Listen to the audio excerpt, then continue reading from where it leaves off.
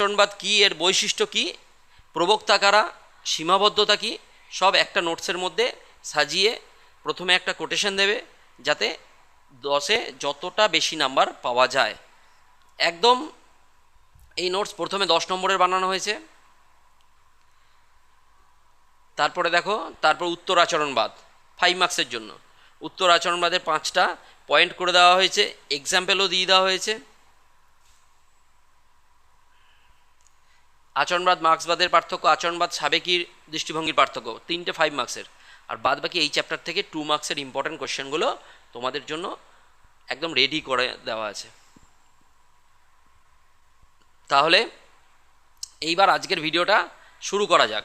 এবার আমরা কি করব, শুধুমাত্র আজকে আমরা যেটা আলোচনা করব সেটা হচ্ছে আচরণবাদ। 1900 সালের পরে এসছে। কবে? 1900 সালের পরে। বলছে রাষ্ট্রবিজ্ঞানের আলোচনাকে আর আমরা কি করব না, এবার আমরা আর মূল্যবোধ নিয়ে আলোচনা করব না, এবার দার্শনিক দৃষ্টিভঙ্গিতে আলোচনা করব না। এবার কি করব, এবার ফ্যাক্ট, ভ্যালু, মানে ভ্যালু ফ্রি কি আলোচনা হবে, মূল্যমান নিরপেক্ষ, ভ্যালু ফ্রি। তারপর হচ্ছে ফ্যাক্ট নিয়ে, পরিসংখ্যান বা তথ্য নিয়ে আমরা আলোচনা করব। এই রাষ্ট্রবিজ্ঞানকে অ্যাকচুয়ালি কি করব, রাষ্ট্রবিজ্ঞানকে অ্যাকচুয়ালি প্রকৃত বিজ্ঞান মানে বিশুদ্ধ বিজ্ঞান করব। রাষ্ট্রবিজ্ঞান আলোচনাকে কীরকম করব, বিশুদ্ধ বিজ্ঞান। আর রাজনীতির সাথে যুক্ত ব্যক্তিবর্গের আচরণ নিয়ে আলোচনা করব। তাহলে আচরণবাদ আমরা কাকে বলবো, অ্যাকচুয়ালি যে আচরণবাদ কোথা থেকে এলো, দেখ উৎপত্তিটা কীভাবে এলো, 1900 সালে পরে। কার বিরুদ্ধে? সাবেকি দৃষ্টিভঙ্গির বিরুদ্ধ মতবাদ। এবার বিরুদ্ধ মতবাদ হিসেবে এলো, এসে কি করলো, যে ওরা মূল্যবোধ নিয়ে কথা বলেছে, আদর্শ নিয়ে কথা বলেছে। কারা? সাবেকি দৃষ্টিভঙ্গির প্রবক্তারা। তো মূল্যবোধ, আদর্শ কারা? অ্যারিস্টটল, প্লেটো, এরা কি করেছে, আদর্শ কল্পনা ভিত্তিক কল্পনা করেছে আদর্শ রাষ্ট্র কীরকম হওয়া উচিত। কিন্তু আচরণবাদীরা 1900 সালের পরে আলোচনা কি হয়েছে, পুরোপুরি চেঞ্জ হয়ে গেছে। 1900 সালের পরে আচরণবাদের যদি শুরুটা ধরা হয় তাহলে আমরা কি ধরতে পারি, গ্রাহাম ওয়ালাস আর আর্থার বেন্টলে 1908 সালে। শুরুটা মানে কি, ওরা তার আগে বিজ্ঞান ভিত্তিক আলোচনা শুরু করেছে, আচরণবাদী নয়, কিন্তু বিজ্ঞান ভিত্তিক অ্যাকচুয়ালি আলোচনা প্রথম শুরু করেছে গ্রাহাম ওয়ালাস আর আর্থার বেন্টলের এই বইটা থেকে। ঠিক আছে, যে মানুষের আচরণ নিয়ে আলোচনা করতে হবে, এরকম একটা কথা শোনা গেছে। কিন্তু 1925-এর পরে কে এলো, চার্লস মেরিয়াম। কে এলো? Charles Merriam. চার্লস মেরিয়ামকে আচরণবাদের কী বলা হয়, বৌদ্ধিক ধর্মপিতা। তো চার্লস মেরিয়ামে আচরণবাদকে নিয়ে এলো। তো আচরণবাদ বলছে যে রাষ্ট্রবিজ্ঞানের আলোচনাকে এবার আমরা কি করব, বিজ্ঞান ভিত্তিক করব। মানে ফ্যাক্ট নিয়ে, বিজ্ঞান কি করে, তথ্য নিয়ে আলোচনা করে, যেটা ফ্যাক্ট। বলছে মূল্যবোধ দূরে থাকবে, ন্যায় অন্যায়, উচিত অনুচিত, ভালো মন্দ, এগুলো সব কি সরিয়ে দাও। কোনো ইমোশন আমাদের আর থাকবে না। কি থাকবে, শুধুমাত্র মূল্যবোধ, ফ্যাক্ট, পরিসংখ্যান। আর কি করব, বিজ্ঞান ভিত্তিক আলোচনা করব। কাদের নিয়ে? মানুষের আচরণ নিয়ে, রাজনীতির সাথে যুক্ত ব্যক্তিবর্গের আচরণ নিয়ে। বুঝতে পেরেছ? একদম সহজভাবে। যে এবার আচরণবাদী তাত্ত্বিক যদি 4 জন প্রবক্তার নাম বলতে বলে তাহলে কি, বৌদ্ধিক ধর্মপিতাকে Charles Merriam, David Easton, David Truman, Robert Dahl. ঠিক আছে, এরা হচ্ছে কি আচরণবাদের প্রবক্তা। তোমাদের আসতে পারে 4 জন প্রবক্তার নাম। বুঝতে পেরেছো কি বললাম? এবার নোটসটা দেখো যে কীরকমভাবে করা হয়েছে। এই একই কথা, ডেভিড ইস্টন 8টা বৈশিষ্ট্য দিয়েছে আচরণবাদের। কটা বৈশিষ্ট্য দিয়েছে? 8টা। এই 8টা বৈশিষ্ট্য লিখলে নাম্বার পাওয়া যায় বেশি। বুঝতে পেরেছো কি বললাম? আর আমরা যখন 8টা বৈশিষ্ট্য পড়বো তখন কি জানবো, যে ওরা রাষ্ট্রবিজ্ঞানকে কী চেয়েছে, আচরণবাদীরা রাষ্ট্রবিজ্ঞানকে বিজ্ঞান ভিত্তিক করতে চেয়েছে। আর বিজ্ঞান ভিত্তিক করার জন্য কী কী লাগবে সেইগুলো বৈশিষ্ট্যের মধ্যে আছে, আমরা দেখব। তাহলে প্রথমে দেখে নিই কী আছে। কি বলছে, যে আচরণবাদ তাহলে অ্যাকচুয়ালি কি, দেখো প্রথমেই লেখার আগে প্রথমে কি করতে হবে, দেখো প্রথমে একটা ইংলিশ কোটেশন, হিস্টোরিক্যালি স্পিকিং, মানে ঐতিহাসিকভাবে বলা যায়, the behavioural approach was A protest movement within political science. একটা প্রোটেস্ট মুভমেন্ট হিসাবে এসেছিল। কার প্রোটেস্ট মুভমেন্ট? সাবেকি ট্র্যাডিশনাল দৃষ্টিভঙ্গির যে প্রোটেস্ট, বিরোধিতা এসেছিল কে? আচরণবাদী। যে আমরা কি করব, আচরণবাদকে কি করতে চাইছি, মূল্যবোধ ফ্রি, মানে মূল্যবোধ থাকবে না, ভ্যালু ফ্রি। বুঝতে পেরেছো? কি করব, বৈজ্ঞানিক ভিত্তিতে আলোচনা করব। এবার দেখো, আচরণবাদ হলো রাষ্ট্রবিজ্ঞানের এমন একটি আধুনিক পদ্ধতি যা শুধুমাত্র কাল্পনিক আদর্শ বা মূল্যবোধের উপর নির্ভর না করে, এই 3টে জিনিস কে নির্ভর করে, সাবেকি কিসের, কাল্পনিক আদর্শ মূল্যবোধের উপর নির্ভর করে। ওর বিরুদ্ধে মানুষের বাস্তব রাজনৈতিক আচরণকে বিজ্ঞানসম্মতভাবে বিশ্লেষণ করে। তাহলে আচরণবাদ কী করে, মানুষের বাস্তব যে রাজনৈতিক আদর্শ বা রাজনৈতিক আচরণ সেগুলোকে কি করে বিজ্ঞানসম্মতভাবে বিশ্লেষণ করে। অসুবিধা আছে? তাহলে আচরণবাদ মুখস্থ হয়ে যাবে, এখানেই মুখস্থ হয়ে যাবে নোটসটা। তারপরে তো আমি নোটস দেখাবো, শেষ অবধি থাকলে নোটস, এরপরেও ভালো একটা নোটস তৈরি করে দেওয়া হচ্ছে, পুরো প্রিন্টেড নোটস, ঠিক আছে, যে খুব ভালো করে 10-এ 8 পর্যন্ত নাম্বার পেতে পারবে, ঠিক আছে। দেখো তাহলে আচরণবাদ কাকে বলে, অসুবিধা আছে? উদাহরণ দেখো, উদাহরণ দিয়ে দিয়েছি নোটসের মধ্যে। উদাহরণ কি? ভোটিং বিহেভিয়ার, মানুষ কেন একটি নির্দিষ্ট দলকে ভোট দেবে এটি বুঝতে হিন্দু মুসলিম নারী পুরুষ ভোটের পরিসংখ্যান বিশ্লেষণ করাই হলো আচরণবাদ। তাহলে আচরণবাদ কি করে? এই যে পরিসংখ্যান, একটা তথ্য, ফ্যাক্ট, এগুলোকে কি করে বিশ্লেষণ করে। বুঝতে পেরেছো কি বললাম? এরপরে দেখো, এরপরে আসছি, এটা সূচনা হয়ে গেল, ভূমিকাতে লেখা যেতেই পারে। এরপরে কি হবে দেখো, এবার ডেভিড স্টোনের 8টা বৈশিষ্ট্য। ডেভিড স্টোনে কি করব? 8টা বৈশিষ্ট্য। আচরণবাদ সম্পর্কে ডেভিড স্টোন কি দিয়েছে? 8টা বৈশিষ্ট্য। প্রথম বৈশিষ্ট্য কি? নিয়মাফিকতা। প্রথম কি দরকার সায়েন্সে কি দরকার? নিয়মাফিকতা, রেগুলারিটিস। দেখো, মানুষের রাজনৈতিক আচরণের মধ্যে কিছু সাধারণ মিল বা নিয়ম থাকে যা দিয়ে ভবিষ্যৎবাণী করা যায়। আর সেই জন্য কি, ভোটের আগে প্রতিশ্রুতি দিলে মানুষ ভোট দেয়। লক্ষ্মীর ভাণ্ডার দেওয়া হবে, তারপরে কি কি আমাদের দিদি তো প্রতিশ্রুতি দিয়েছিল, করেওছে, যাই হোক, যুব ভাতা, এই যে বেকার ভাতা দেওয়া হচ্ছে। তো ভোটটা এবার যদি ভোটের পরে না দেয় তাহলে কি হয়ে যাবে? তাহলে পরের 5 বছর পরে আর দিদিকে কেউ ভোট দেবে না। বুঝতে পারছিস কি বললাম? যে কোনো পলিটিক্যাল, বিহারে নরেন্দ্র মোদী ঘোষণা করেছে, বা অন্য কোথাও অন্য পলিটিক্যাল পার্টি ঘোষণা করছে, এই যে এগুলো ভোটের আগে কোনো প্রতিশ্রুতি, হ্যাঁ, তাহলে ভোটের আগে প্রতিশ্রুতি দিলে মানুষ ভোট দেয়, এটা কি আছে? একটা নিয়ম, একটা রেগুলারিটিস মেনটেন করতে হবে, ঠিক আছে।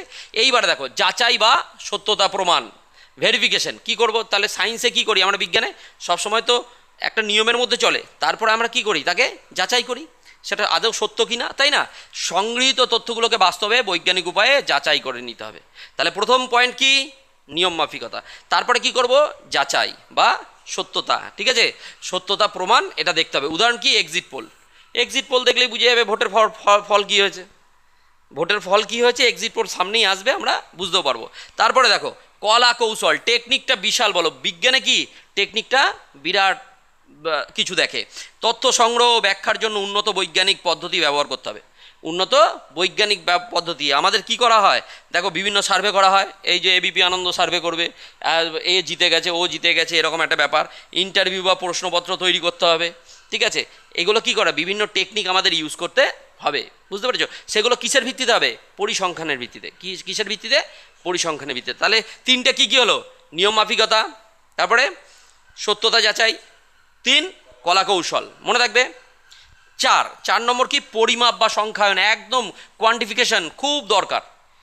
পরিসংখ্যানের জন্য আমাদের কি সংখ্যায়ন তো দরকারই, স্ট্যাটিস্টিক্স এগুলো তো দরকারই। কটা হলো, কি হলো, কতজন ভোট দিল না, কত পার্সেন্টেজ পেলো, এই সব ব্যাপারগুলো আমাদের দরকার। এই যে 60% যুব সমাজ কর্মসংস্থান চায়, এই ডেটা ব্যবহার করা। 60% যুব সমাজ কী চায়? কর্মসংস্থান। আর সেখানে আমরা কি পেলাম? বেকার ভাতা। বুঝতে পেরেছো কি বললাম? যাই হোক, তো পরিমাপ আর সংখ্যায়ন এটা খুব ইম্পর্টেন্ট। তাহলে 4টে হয়ে গেল। ডেভিড স্টোনের কটা বৈশিষ্ট্য আছে? 8টা, ভেরি ভেরি ইম্পর্টেন্ট। এর মধ্যে কটা করলাম? 4টে। কি কি? 1 নিয়ম মাফিকতা, 2 সত্যতা যাচাই, 3 কি করা? কলা কৌশল, 4 কি? পরিমাপ বা সংখ্যায়ন। আবার বল, 1 নিয়ম মাফিকতা, 2 সত্যতা যাচাই, 3 কলা কৌশল, 4 পরিমাপ বা সংখ্যায়ন, ঠিক আছে। অসুবিধা আছে? তাহলে পারা যাবে। তাহলে ডেভিড স্টোনের আর 4টে বৈশিষ্ট্য দেখো। প্রথম কি? 5 নম্বর কি? মূল্যবান নিরপেক্ষতা, ভ্যালু ফ্রি, একদম জানা। কি বললাম? সাবেকি দৃষ্টিভঙ্গি কি নিয়ে চলেছে? মূল্যবোধ, ন্যায় অন্যায়, ভালো মন্দ, উচিত অনুচিত। কিন্তু আচরণবাদীরা কি চায়? মূল্যবান নিরপেক্ষতা। এটা 2 মার্কসের কোশ্চেনও আছে। মূল্যবান নিরপেক্ষতা বলতে কি বোঝো? গবেষক নিজের পছন্দ অপছন্দ, ভালো মন্দ বা আবেগ সরিয়ে রেখে নিরপেক্ষভাবে গবেষণা করতে হবে। গবেষক যে গবেষণা করছে, সায়েন্টিস্ট, সে কি করে? সে আবেগ দিলে হবে? ডাক্তার যখন কারুর অপারেশন করবে, সে যদি আবেগ প্রণীত হয়ে যায় তাহলে গিয়ে কী হবে? তাহলে রুগীর ক্ষতি হয়ে যাবে। হাত কাঁপবে, অপারেশন করতে পারবে না, বুঝতে পেরেছো? সেই জন্য দেখবে ডাক্তাররা কী করে না, নিজের লোকদের অপারেশন করতে চায় না। যত বড়ই ডাক্তার হোক, নিজের কেউ আত্মীয় স্বজন হলে অপারেশন করতে চায় না, তার কি হয়ে যাবে, হাত কেঁপে যাবে, যদি ভুল হয়ে যায়, যদি ভুল হয়ে যায়, বুঝতে পেরেছো কী বললাম? সেই জন্য ইমোশনকে কী করতে হবে, কন্ট্রোল করতে হবে। ইমোশন বলে কিছু থাকবে না। তাহলে গবেষক নিজের পছন্দ অপছন্দ, ভালো মন্দ বা আবেগ সরিয়ে রেখে নিরপেক্ষভাবে গবেষণা করতে হবে। তাহলে উদাহরণ, গবেষকের নিজস্ব রাজনৈতিক মতাদর্শ গবেষণায় প্রভাব ফেলবে না। তাহলে তোকে যদি সার্ভে করতে দেয়, তুই যদি ভাবিস যে না আমি টিএমসির সমর্থক, তাহলে তো তুই দিদির সাপোর্টে না 80% হয়ে গেছে ভোট, বা তুই Narendra Modi supporter, BJP supporter, তাহলে কী হয়ে যাবে? যদি তোর মধ্যে ওই ভাবটা থাকে আর তুই সার্ভে করতে গেলি, তাহলে তোর বেশি পার্সেন্টেজ কার ওপর যাবে, ওইদিকে চলে যাবে। বুঝতে পেরেছিস কী বললাম? তাহলে ওই সব ভাবনা থাকলে হবে না। কীটাকে দূরে সরাতে হবে? মূল্যবান নিরপেক্ষ, মূল্যবান নিরপেক্ষ। তাহলে 5টা বৈশিষ্ট্য আবার প্রথম থেকে আবার বলো। এক মনে আছে, নিয়ম মাফিকতা। 2 সত্যতা যাচাই। 3 কলা কৌশল। 4 পরিমাপ বা সংখ্যায়ন। হয়ে গেল 5 কি? মূল্যবান নিরপেক্ষ, মূল্যবান নিরপেক্ষ। একদম এখানে মুখস্থ হয়ে যাবে, নোটস এখানেই মুখস্থ হবে। আচ্ছা, তারপরে কি? সুশৃঙ্খলকরণ। সুশৃঙ্খল মানে সিস্টেমেটিজেশন, ঠিক আছে? এরকম সিস্টেমেটিকরণ মানে সিস্টেমেটিক ব্যাপারটা ওয়েতে চলবে। সুশৃঙ্খল, একটা সুশৃঙ্খল পদ্ধতিতে। সুশৃঙ্খলকরণ বলতে কি বলছে, যে প্রত্যেকটা গবেষণা করতে গেলে আমাদের কি করতে হবে, একটা সিস্টেমেটিক ওয়েতে চলতে হবে। কিসে চলতে হবে? একটা সিস্টেমেটিক। তা এটা কি বলছে? শৃঙ্খলভাবে চলতে হবে। বুঝতে পেরেছো কি বললাম? তাহলে কি বলছে, গবেষণা এবং তত্ত্বের মধ্যে একটি সুশৃঙ্খল সম্পর্ক থাকতে হবে। তার তত্ত্ব আর গবেষণা এই দুটোর মধ্যে কি থাকতে হবে? একটা সুশৃঙ্খল একটা সম্পর্ক থাকতে হবে। তাহলে এলোমেলো ডেটা নয়, সাজানো রিপোর্ট চাই। এলোমেলো ডেটা নয়, সাজানো রিপোর্ট। আবার এসো, তাহলে 6টা হয়ে গেল। 6টা হয়ে গেল তো? 6টা মনে রাখতে পারবি তো? 6টা আবার বল। 1 নিয়মাফিকতা। 2 সত্যতা যাচাই। 3 কলা কৌশল। 4 হ্যাঁ পরিমাপ বা সংখ্যান। 5 মূল্যমান নিরপেক্ষ, মূল্যমান নিরপেক্ষ। 6 সুশৃঙ্খলকরণ। হয়ে গেল। 7 নম্বর হচ্ছে বিশুদ্ধ বিজ্ঞান, পিওর সায়েন্স। রাষ্ট্রবিজ্ঞানকে পদার্থবিদ্যায় কি করতে চাইছে? রসায়নের মতো একটি কি করতে চাইছে? বিশুদ্ধ বিজ্ঞান হিসেবে গড়ে তুলতে চাইছে। আচরণবাদীরা তাই তো চাইছে, প্রথমেই বলেছি বিশুদ্ধ বিজ্ঞান হিসেবে গড়ে তুলতে চাইছে। ঠিক আছে, উদাহরণ কি? লজিক নয়, প্রমাণের উপর ভিত্তি করা। কোনো লজিক দরকার নেই, তর্ক করেই যাবে। দেখবি আমাদের এখন যা, চায়ের দোকানে যা, ক্লাবে যা, যেখানেই যা, সেখানে তর্ক চলছে। না এ জিতবে, এর চোখে বিজেপি জিতে গেছে, এ বলছে না টিএমসি জিতে গেছে। আবার কেউ বলবে সিপিএমকে বলছে না এখন। যাই হোক, দুটোই পার্টি দেখা যাচ্ছে। তো কেউ বলবে বিজেপি জিতে গেছে, কেউ বলবে টিএমসি জিতে গেছে। তারা জিতিয়ে দিচ্ছে নিজেদের মতো করে। বুঝতে পেরেছিস? এটা লজিক। আর লজিক বিভিন্ন লজিক দিচ্ছে, কিচ্ছু করার নেই, তুই সেই লজিক কাটতেই পারবি না। তাহলে এই লজিক দিয়ে লাভ নেই। কি দিতে হবে? প্রমাণ। আমায় কি চাই? প্রমাণ। তাহলে বিজ্ঞান কি দেখে? বিশুদ্ধ বিজ্ঞান করতে গেলে কি দেখবে? প্রমাণ দেখবে। আচ্ছা, তাহলে হয়ে গেল 7টা। অসুবিধা আছে? 7টা পারবি? বিশুদ্ধ বিজ্ঞান। আবার 7টা বল।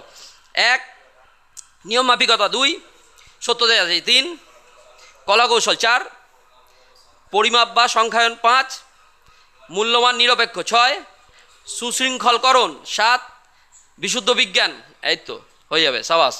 আচ্ছা, সংগতি। 8 হচ্ছে কি? সংগতি সাধন। এটাই শেষ। ইন্টিগ্রেশন কি? রাষ্ট্রবিজ্ঞানের সাথে অন্যান্য সমাজবিজ্ঞানের, সমাজবিদ্যা বা মনোবিদ্যা যুক্ত করে পড়া। রাষ্ট্রবিজ্ঞানকে শুধু রাষ্ট্রবিজ্ঞান পড়বো না, তার সাথে সমাজবিদ্যা যোগ দিতে হবে। মানে অন্যান্য বিষয়ের একটা কি করতে হবে? যোগ, মেলবন্ধন। বুঝতে পেরেছো কি বললাম? শুধু রাষ্ট্রবিজ্ঞান জানলি তাহলে হবে না। ক্লিয়ার হচ্ছে ব্যাপারটা? সব দিকটাই জানতে হবে। তাই কি বলছে? সংহতি সাধন বা সমন্বয়করণ অ্যাকচুয়ালি। বুঝতে পেরেছো কি বললাম? অসুবিধা আছে তাহলে? সংগতি সাধন। তাহলে 8টা হয়ে গেল। ডেভিড স্টোন 8টা সংজ্ঞা হলেই আচরণমাত্রা 2 পাতা লিখে দিয়ে চলে আসবি। তাহলে কি? ডেভিড স্টোনের 1 নম্বর কি বলেছে? নিয়ম মাফিকতা। 2 সত্যতা যাচাই। 3 কলা কৌশল। 4 পরিমাপ বা সংখ্যায়ন। 5 হ্যাঁ মূল্যবান নিরপেক্ষ। 6 সুশৃঙ্খলকরণ। 7 বিশুদ্ধ বিজ্ঞান। 8 সংগতি সাধন। একদম ভেরি গুড। তাহলে এইটা হয়ে গেল আমার 8টা বৈশিষ্ট্য। তাহলে প্রথমে কি লিখবো? প্রথমে দেখো, প্রথমে আমরা সূচনা লিখব। সূচনাতে কি দেবো? একটা কোটেশন রবার্ট ডাল কি বলেছে? Historically speaking the behavioural approach was A protest movement within political science. ঠিক আছে, কোটেশন দিয়ে শুরু করলাম, সূচনা দিলাম, বাস্তব এক্সাম্পল উদাহরণ দিলে, তারপরেই কি করবে? 8টা বৈশিষ্ট্য। 8টা বৈশিষ্ট্য কি? নিয়ম মাফিকতা। যাচাই, সত্যতা যাচাই, কলা কৌশল, পরিমাপ বা সংখ্যায়ন, আর কি আছে, পরিমাপ বা সংখ্যায়ন, তারপরে হচ্ছে কি মূল্যমান নিরপেক্ষতা, সুশৃঙ্খলকরণ, বিশুদ্ধ বিজ্ঞান, সংহতি সাধন। হয়ে গেল 8টা পয়েন্ট। 8টা পয়েন্টের পরে এরপর আমরা কি যাব, সীমাবদ্ধতা। এরপরে কি যাব, সীমাবদ্ধতা। এবার বলো সীমাবদ্ধতা কি হতে পারে। দেখো বলছে মূল্যবোধকে অবহেলা করেছে। আমরা রাজনীতির আলোচনা করছি, সেখানে যদি মূল্যবোধ নাই থাকে তাহলে কি করে আলোচনা হবে, বুঝতে পেরেছ? সবার ন্যায় অন্যায় ভালো মন্দ এগুলো তো থাকতেই হবে, যে এই না এই পার্টিটা আমাদের সাথে এই করেছে, এ এ একদম এর সময় এই সরকারের সময় খুব বাজে কাজ হয়েছে, চারিদিকে দুষ্কৃতি, চারিদিকে অন্যায় অত্যাচার, চারিদিকে লুটপাট চলছে, এইসব হচ্ছে, তাই না? তাহলে এই ব্যাপারটা যখন হবে তখনই কি হচ্ছে, মূল্যবোধ তো থাকবেই, তাহলে মূল্যবোধকে গুরুত্ব দিতেই হবে। তাহলে বলছে রাষ্ট্রবিজ্ঞানের আলোচনা করছি অথচ মূল্যবোধ থাকবে না, তাহলে হয়? তাহলে কি করলাম, সমালোচনা করলাম আমরা। সমালোচনা কি, মূল্যবোধকে অবহেলা। মূল্যবোধকে অবহেলা কারা করেছে, আচরণবাদীরা। কারা করেছে, আচরণবাদীরা। তাই আমরা সমালোচনা করছি, অসুবিধা আছে? মূল্যবোধকে অবহেলা পারবি? কি বলেছে, শুধু ডেটার ওপর জোর দেওয়ায় মানুষের নৈতিকতা উচিত অনুচিত বাদ পড়েছে, পারবি? হয়ে যাচ্ছে। তারপরে কি বলছে, বাস্তব রাজনীতি থেকে দূরে, বাস্তব থেকে ওরা ফ্যাক্ট নিয়ে আলোচনা করছে, কিন্তু ওই যে সবার সাথে যে কথা বলতে হবে এইসব কথা বলছে না। ফ্যাক্ট, 60% যুব সমাজ আছে, 20% মহিলা সমাজ আছে, 10% এই শিশু আছে, এই ফ্যাক্ট। তাহলে বাস্তব কী করছে, বাস্তব রাজনীতি থেকে দূরে। আর অতিরিক্ত বিজ্ঞান নির্ভর, অতিরিক্ত বিজ্ঞান নির্ভর, কি মানুষকে মেশিনের মতো ডেটা দিয়ে বিচার করা সম্ভব নয়। তাহলে 3টে হবে, 3টে পারা যাবে, বুঝতে পেরেছো কি বললাম? তাহলে সীমাবদ্ধতা পরে এবার আমরা উপসংহার। পরিশেষে বলা যায় আচরণবাদ কিছু ত্রুটি থাকা সত্ত্বেও রাষ্ট্রবিজ্ঞান এমন এক যুগান্তকারী বিপ্লব এনেছিল, এটি রাষ্ট্রবিজ্ঞানকে দর্শন শাখা থেকে বের করে বাস্তবমুখী এবং বিজ্ঞানসম্মত করে তুলেছে, যা আজকের আধুনিক গবেষণার মূল ভিত্তি। হয়ে গেল? অসুবিধা আছে তাহলে? আচরণবাদ নিয়ে কোনো প্রবলেম নেই, কিন্তু আচরণবাদে মেন সমস্যা কী দেখা গেল, মূল্যবোধকে কী করেছে, মূল্যবোধ ফ্রি, মানে মূল্যবোধ থাকবে না, তাই তো? তাহলে এটা থেকে কিন্তু রাষ্ট্রবিজ্ঞানে দেখা গেল আচরণবাদের সমস্যা। রাষ্ট্রবিজ্ঞানে কি দেখা গেল, আচরণবাদে সমস্যা দেখা দিল। দিয়ে 2nd ওয়ার্ল্ড ওয়ারের পরেই আচরণবাদ তো ফুলে ফেপে উঠেছিল, ঠিক আছে, সবাই আচরণবাদটাকে নিয়ে বিশাল আলোচনা করেছিল। ঠিক 1969 এলো, 1969 the political system, David Easton একটা বই লেখে দ্য পলিটিক্যাল সিস্টেম, ওই গ্রন্থে বলছে যে আচরণবাদের সাথে কি করতে হবে, মূল্যবোধকে অ্যাড করো, আচরণবাদের সাথে কি করো, মূল্যবোধকে যুক্ত করো। তাহলে ভ্যালু ফ্রি হলে হবে না, মূল্যবোধকে কী করতে হবে, যুক্ত হবে। তখনই 1969 পরে কি এলো, উত্তর আচরণবাদ। কি এলো, উত্তর আচরণবাদ, পোস্ট বিহেভিয়ারিলিজম।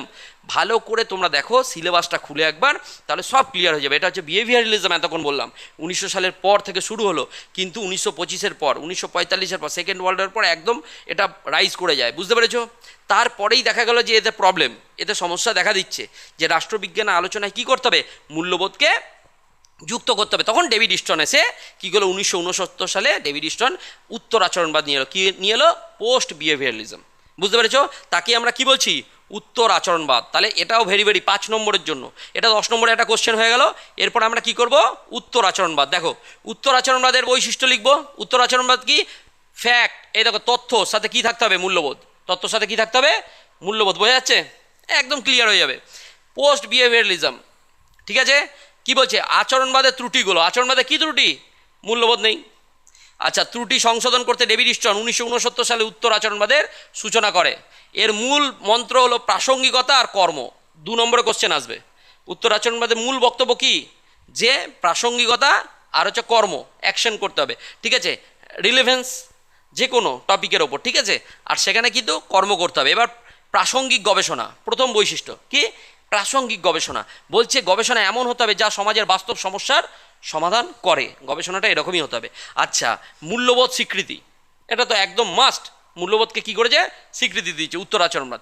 বিজ্ঞানের পাশাপাশি মানুষের মূল্যবোধ, নৈতিকতা, উচিত অনুচিতকে গুরুত্ব দিতে হবে। হয়ে গেল। 3 নম্বর কী করেছে, পরিবর্তনের ওপর জোর। অবশ্যই আজকের দুনিয়া কি করতে হবে, পরিবর্তন, সবসময় চায় কি, পরিবর্তন, বুঝতে পেরেছ? স্থিতাবস্থা নয়, কি করতে হবে, সমাজের উন্নতির জন্য পরিবর্তন দরকার। অসুবিধা আছে? তারপরে বুদ্ধিজীবীদের দায়িত্ব, সমাজে শুধু দর্শক হয় না, এই সমাজে শুধু দর্শক হয়ে না থেকে, সমাজে শুধু দর্শক হয়ে না থেকে বিজ্ঞানীদের সমাজ সংস্কারে অংশ নিতে হবে। বুঝতে পেরেছো?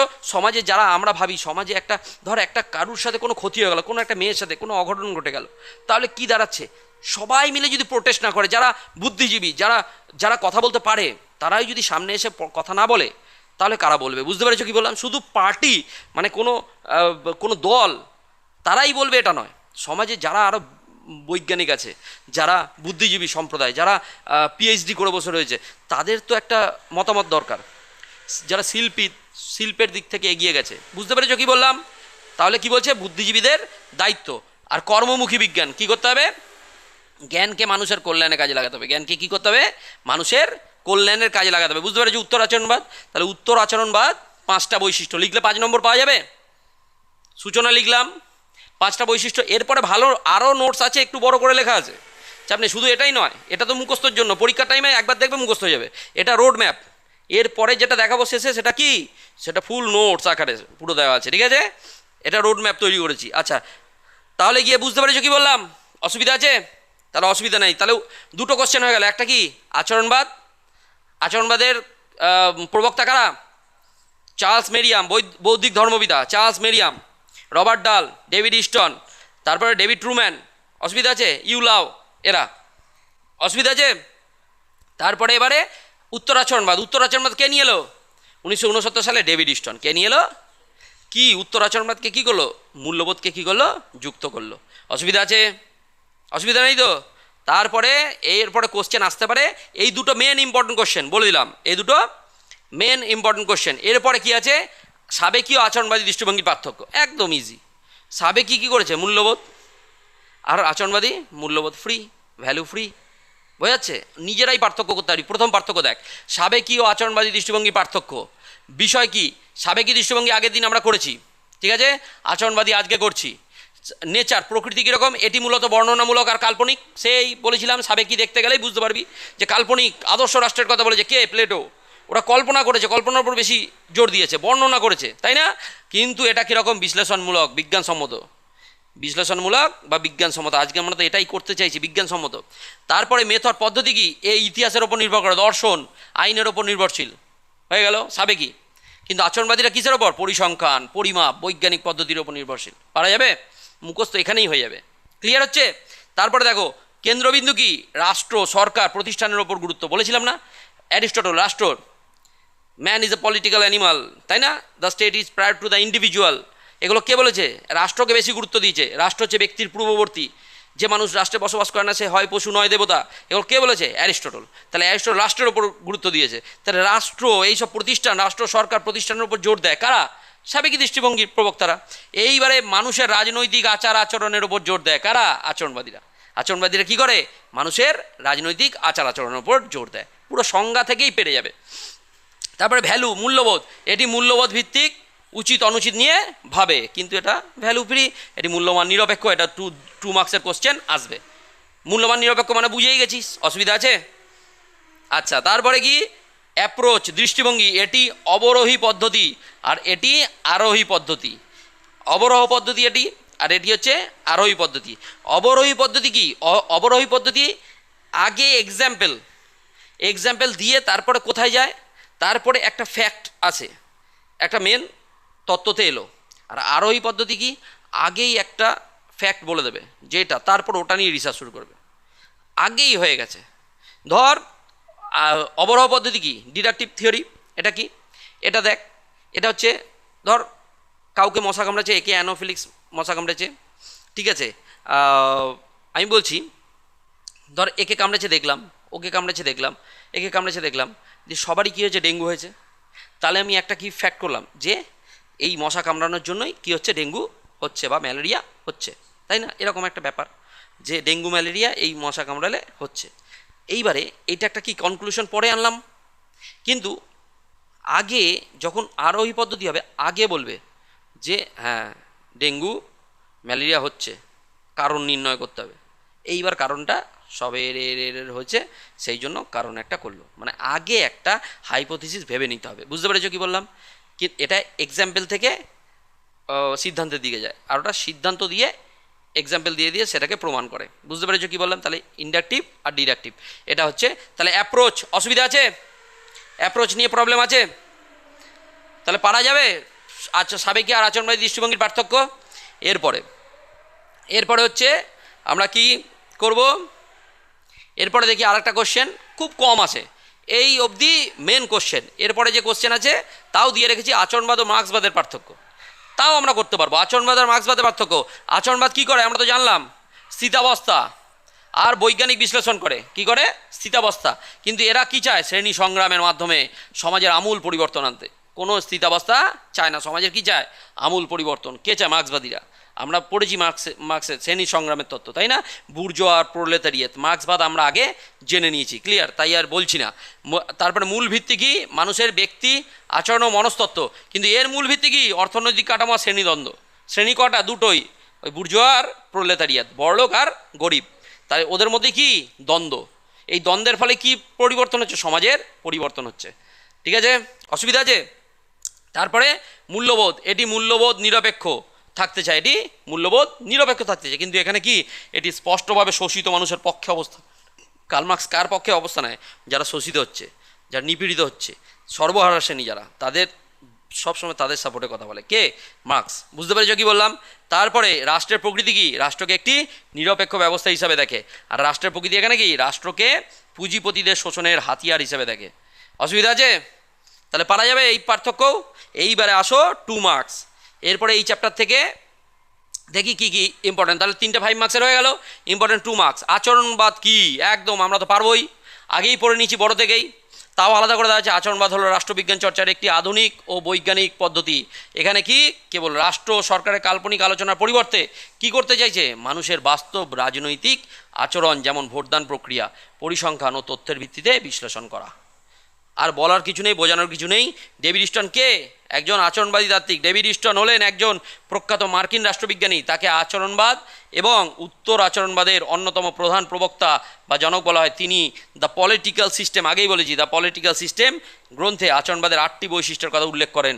অসুবিধা আছে? আচ্ছা, সব পারবি। এরপরে যা কোশ্চেনগুলো নেওয়া হয়েছে দেখবি, ওটা বড় পড়লেই 2 মার্কস এমনিই পারবি। দেখো, মূল্যমান নিরপেক্ষতা, ভেরি ভেরি ইম্পর্টেন্ট কোশ্চেন, একদম স্টার মার্কস। মূল্যমান নিরপেক্ষতা আছে। গবেষণার সময় গবেষক যখন তার নিজস্ব পছন্দ অপছন্দ, আবেগ, ধর্ম বা রাজনৈতিক মতাদর্শকে সম্পূর্ণ দূরে সরিয়ে রেখে শুধুমাত্র বাস্তব তথ্যের ফ্যাক্টের ভিত্তিতে কি করে? নিরপেক্ষভাবে সিদ্ধান্তে উপনীত হন, তখন তাকে মূল্যমান নিরপেক্ষতা বলে। অসুবিধা আছে? আচ্ছা, সংখ্যায়ন বা পরিমাপ, আমরা তো ওখানেও পড়েছি যে রাষ্ট্রবিজ্ঞানের যে কোনো তথ্য বা ডেটাকে যখন গাণিতিক পদ্ধতি, পরিসংখ্যান, গ্রাফ বা অঙ্কের মাধ্যমে নিখুঁতভাবে প্রকাশ করা হয়, তাকে পরিসংখ্যান বলে। এর ফলে গবেষণার ফল নির্ভুল বা বিজ্ঞানসম্মত হয়। অসুবিধা আছে? আচ্ছা, এবার আচরণবাদী বিপ্লব, বিহেভিয়ারাল রেভলিউশন কি? দ্বিতীয় বিশ্বযুদ্ধের পর শুরু হয়। সাবেকি ও কাল্পনিক রাষ্ট্রবিজ্ঞানের বিরুদ্ধে প্রতিবাদ জানিয়ে, একদম আচরণবাদ কি? প্রতিবাদ জানিয়েছে, ওটাই তো বিপ্লব, আচরণবাদী। আচ্ছা, রাষ্ট্রবিজ্ঞানকে সম্পূর্ণ বিজ্ঞানসম্মত করতে চেয়েছে, বাস্তবমুখী ও অভিজ্ঞতাবাদী করে তোলার জন্য যে ব্যাপক আন্দোলন শুরু হয়েছিল, রবার্ট ডাল তাকেই আচরণবাদী বিপ্লব বলেছে। অসুবিধা আছে? আচ্ছা, তারপর উত্তর আচরণবাদ, ভেরি ভেরি ইম্পর্টেন্ট কোশ্চেন। উত্তর আচরণবাদ কি? আচরণবাদের অতিরিক্ত বিজ্ঞান নির্ভরতা। বাস্তব সমাজ থেকে বিচ্ছিন্নভাবে প্রতিবাদে, বাস্তব সমাজ থেকে ওরা কি দূরে চলে গেছিল। ডেভিড স্টোন 1969 সালে যে নতুন সংস্কারমুখী আন্দোলনের ডাক দেন, তাকে উত্তর আচরণবাদ বলে। এর মূল লক্ষ্য হলো কি? প্রাসঙ্গিকতা আর কর্ম। অসুবিধা আছে? পারা যাবে? তার 2 মার্কসের এই কটা কোশ্চেন করলেই আমরা পারবো, তাই তো? এবার আচরণবাদের বৌদ্ধিক ধর্মপিতা কাকে বলা হয়? Charles Merriam. কাকে? 1925 সালে কি বই লেখে? New aspects of politics. ঠিক আছে? অসুবিধা আছে? আর উত্তর আচরণবাদের 2টি স্লোগান কি? ওই যে প্রাসঙ্গিকতার কর্ম, বারবার তো বলছি। হয়ে গেল 8টা কোশ্চেন, 2 নম্বর করব, এই চ্যাপ্টার শেষ। এরপরে আমরা যেটা আসছি, এইবার পিওর নোটস। যারা ভাবছি যে পরীক্ষা এখন থেকে পড়বো আর ভালো করে লিখবো, যাতে 10-এ 8-9 দিতে বাধ্য, সেই রকমের নোটস এরপর আমি নিয়ে আসছি। বুঝতে পেরেছো কি বললাম? এরপরে সেই নোটসটা যেটা 8-9 পাওয়া যাবে, দেখা যাক কি আছে।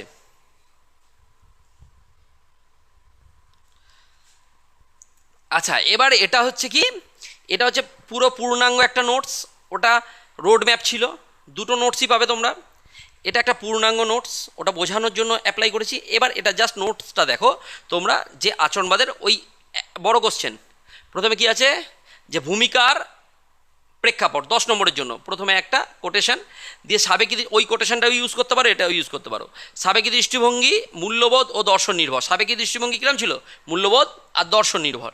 তো পূর্বে রাষ্ট্রবিজ্ঞানের আলোচনা ছিল মূলত প্রতিষ্ঠান কেন্দ্রিক, দার্শনিক এবং ঐতিহাসিক।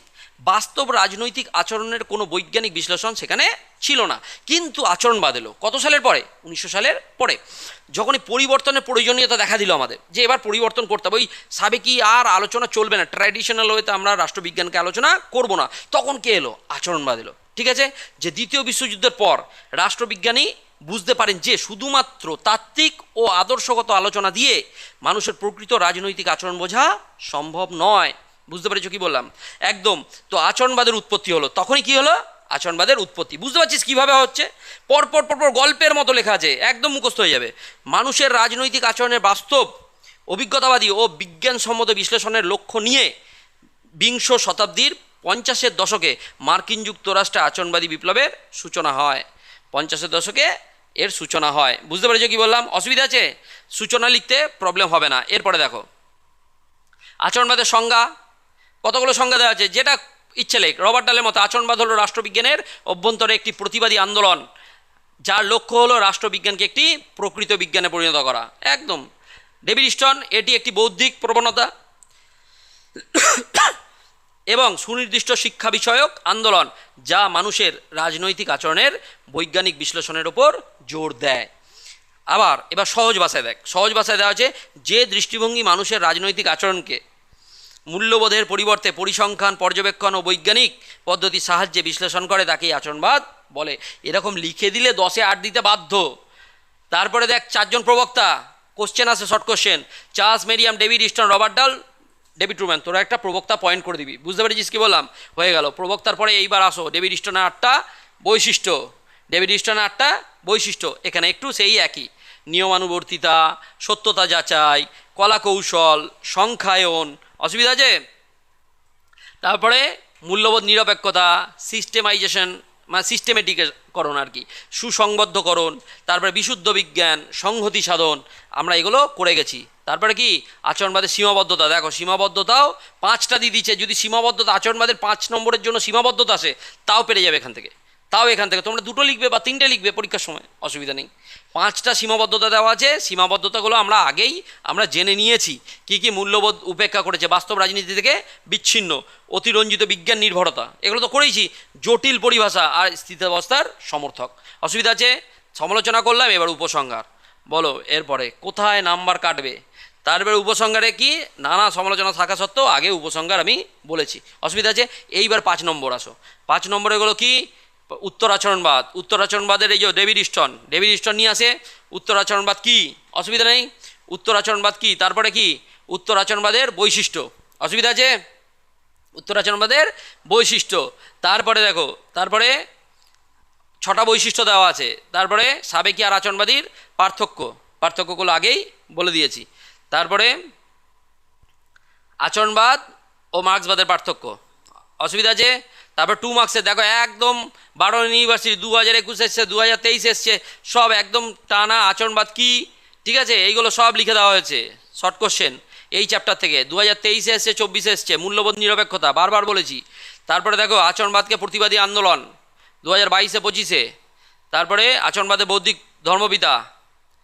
তারপর উত্তর আচরণবাদ, 2টি মূল স্লোগান, সুসংবদ্ধকরণ। অসুবিধা আছে?